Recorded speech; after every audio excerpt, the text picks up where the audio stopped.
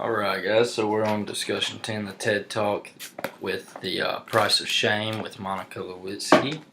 And to start off, we'll go over the key points, and she's talking about her background. Started off with, we all know what she did with Bill Clinton when she was 22, and kind of how that shaped her life, and she really just, ever since then, people would shame on her. Social media, the cyber side of things just really took off and really hurt her.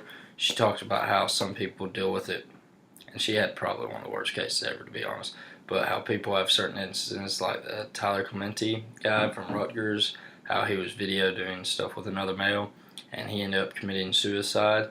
So she was making a very clear point of how dangerous this should be.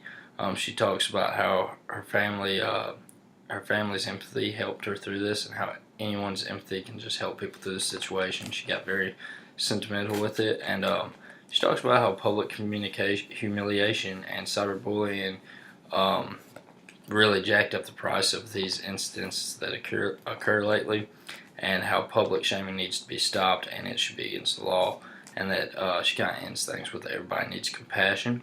So for part 2 of this, the word I chose was probing. I found it on page 171, and that just means you can match your strengths against other weaknesses, and she used this by matching her strength of actually using an event that occurred in her lifetime that had a major impact on her life, and that pretty much everyone that's ever raised in the United States will probably hear of it at some point.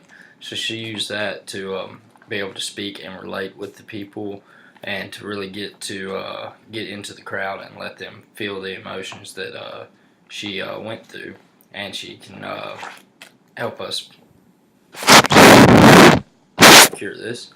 The overall, how she did for part 4, I think she did a very good job, since she was probing and she could relate to it. It really made it an overall good TED Talk.